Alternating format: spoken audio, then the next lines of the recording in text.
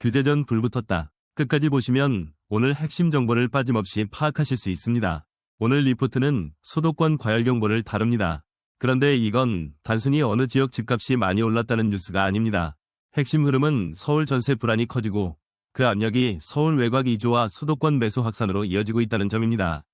쉽게 말하면 전세에서 버티기 어려워진 수요가 매매 시장으로 밀려나고 있고 그 수요가 아직 규제가 덜한 지역에 먼저 몰리고 있는 겁니다.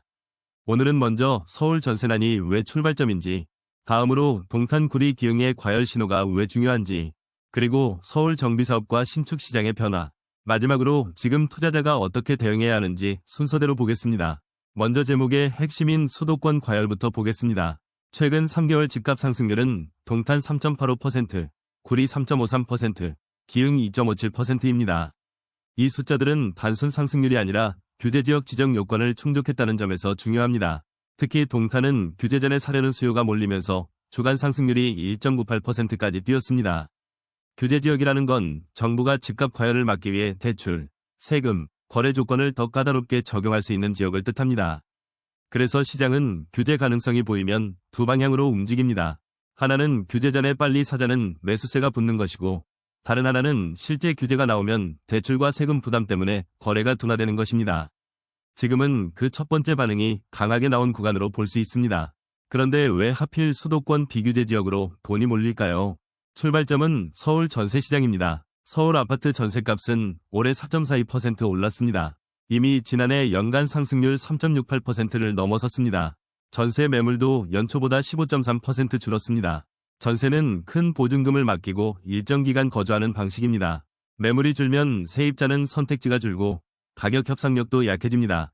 여기에 금리 부담까지 겹치면 전세대출 이자도 부담이 됩니다. 그러면 일부 수요는 서울 안에서 더 비싼 전세를 구하기보다 서울 외곽이나 수도권에서 매매를 고민하게 됩니다.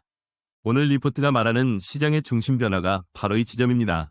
단순한 매매 가격 상승이 아니라 임대 공급 부족이 서울 외곽 이주를 만들고 그 이주 압력이 수도권 매수 확산으로 이어지는 구조입니다.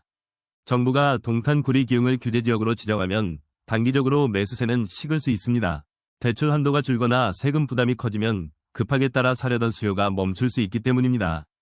하지만 반대 시나리오도 있습니다. 규제를 받은 지역의 수요가 바로 옆 비규제 지역으로 옮겨가는 풍선효과입니다. 풍선효과는 한쪽을 누르면 다른 쪽이 부풀어 오르는 현상을 말합니다. 부동산에서는 특정 지역을 규제하면 인접한 덜 규제된 지역으로 매수세가 이동하는 현상입니다. 다만 이건 아직 추정입니다. 실제로 수요가 옮겨갔는지는 거래량과 실거래가, 즉 실제 계약된 가격을 확인해야 합니다. 서울 정비사업도 중요한 축입니다. 서울에서는 정비사업 확대 기조가 유지될 가능성이 커졌고 목동 14개 단지처럼 사업이 구체화된 대형 재건축지는 건설사 수주 경쟁 단계로 들어갔습니다. 정비사업은 오래된 주거지를 새 아파트로 바꾸는 과정입니다. 장기적으로는 공급 기대를 높입니다. 하지만 단기 전세난을 바로 해결해주지는 못합니다. 왜냐하면 정비사업은 구역 지정, 조합 설립, 사업 시행인가, 이주, 철거, 착공, 입주까지 시간이 오래 걸리기 때문입니다. 오히려 사업이 진행되면 기존 주민들이 이주해야 해서 주변 전월세 수요가 먼저 늘 수 있습니다. 여기에 높은 공사비와 금리 부담이 겹치면 재건축 분담금, 즉 조합원이 추가로 내야 할 돈이 커질 수 있습니다. 그래서 사업 단계가 앞선 단지는 희소성이 커질 수 있지만 모든 정비사업지가 똑같이 유리하다고 보면 안 됩니다. 절차가 실제로 어디까지 왔는지 확인해야 합니다. 신축과 분양시장의 변화도 놓치면 안 됩니다. 리포트는 신축시장에서 입지뿐 아니라 커뮤니티, 주거서비스, 브랜드가 가격 차별화 요소로 부상하고 있다고 봅니다. 커뮤니티는 피트니스, 라운지, 어린이 시설 같은 공용시설을 말합니다. 주거서비스는 입주민 편의 운영, 관리 서비스 등을 포함합니다. 이런 요소들은 수요를 끌어들이는 힘이 있습니다. 하지만 화려한 시설이 항상 좋은 투자로 이어지는 건 아닙니다.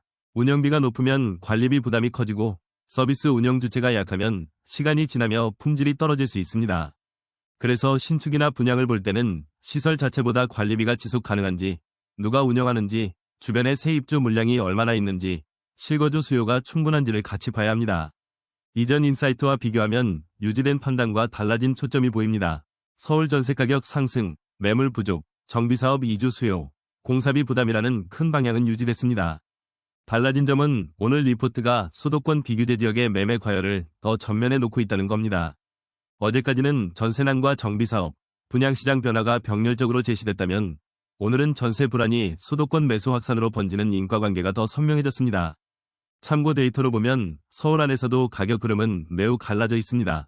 강남구 아파트는 제곱미터당 3,326만원으로 42.02% 상승한 반면 강동구는 1,254만원으로 37.06% 하락, 서초구는 2,755만원으로 14.71% 하락, 송파구는 2,485만원으로 7.06% 하락했습니다. 용산구는 2,734만원으로 13.92% 상승했고 성동구는 2,471만원으로 0.13% 상승에 그쳤습니다. 이 데이터는 서울 전체를 하나의 시장으로 보면 안 된다는 점을 보여줍니다. 같은 서울이라도 강남, 용산, 성동, 강동, 서초의 흐름이 다르고 수도권도 용인시 508만원, 화성시 588만원처럼 지역별 온도차가 있습니다. 금리도 변수입니다. 미국 10년물 금리가 4.49% 수준이고 원달러 환율은 1,532.31원입니다.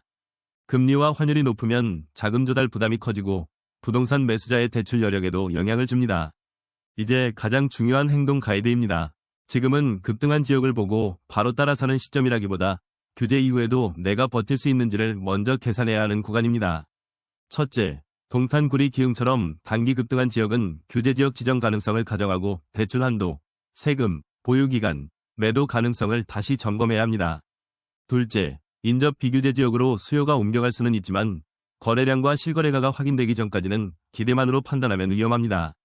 셋째, 서울 정비사업지는 정비구역 지정, 조합 설립, 시공사 선정처럼 실제 절차가 진전된 곳을 골라야 합니다. 넷째, 신축과 분양은 브랜드와 커뮤니티보다 관리비 지속 가능성, 운영 주체, 주변 공급량, 실수요 기반을 함께 봐야 합니다. 마지막으로 가장 큰 리스크는 정부의 규제 범위와 강도입니다. 규제가 넓고 강하게 나오면 매매 유동성, 즉 사고파는 흐름이 빠르게 위축될 수 있습니다. 토지거래 허가구역까지 적용되면 매수뿐 아니라 전월세 공급에도 부담이 생길 수 있습니다. 금리 추가 상승, 정비사업 이주 수요, 높은 공사비는 전세 가격과 재건축 사업성을 동시에 압박할 수 있습니다. 결론은 분명합니다. 서울 전세난이 수도권 매수세를 밀어올리고 있지만 이미 많이 오른 지역은 규제와 자금 조달 리스크가 함께 커졌습니다. 지금은 조급한 추격 매수보다 숫자로 확인하는 구간입니다.